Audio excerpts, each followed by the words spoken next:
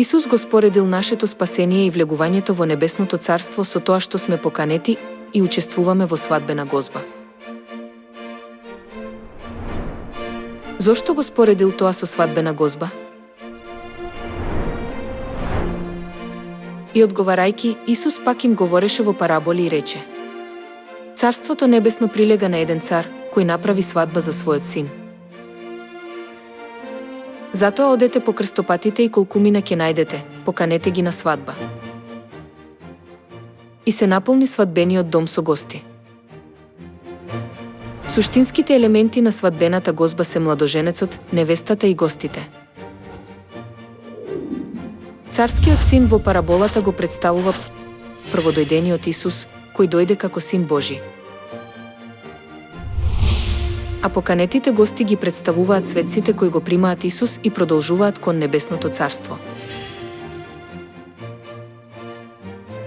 Сепак, невестата, која е главниот лик на свадбената гозба, никаде ја нема.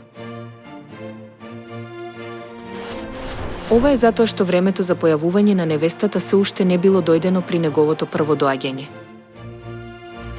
Библијата пророкува дека невестата ќе се појави во последните денови, при неговото второ доаѓање.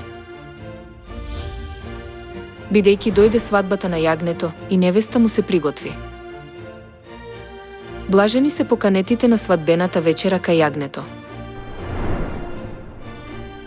Јагнето, кој е младоженецот, и жената на јагнето сега се појавуваат на свадбената гозба. И има гости кои се поканети на свадбената гозба.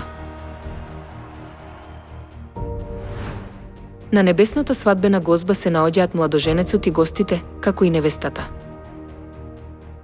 Исус ни кажа пред 2000 години дека на небесната свадбена гозба е присутна и невестата.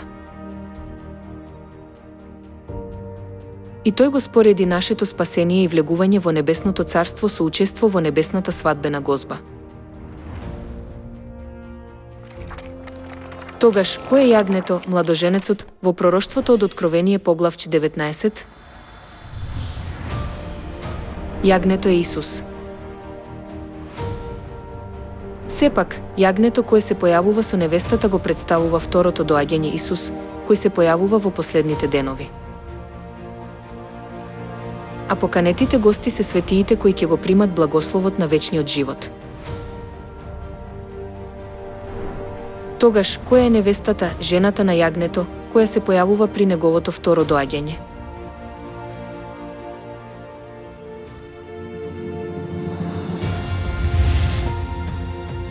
Дојди, ќе ти ја покажам невестата, жената на јагнето. И ми го покажа големиот град, светиот Ерусалим, кој слегуваше од небото, од Бога.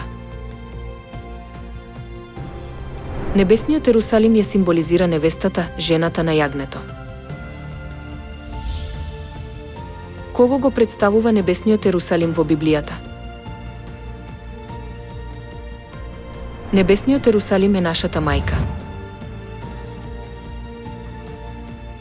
Пророштвото во Откровението дека ќе се појави невестата на јагнето означува дека Бог мајката, која е на небото, ќе се појави на оваа земја.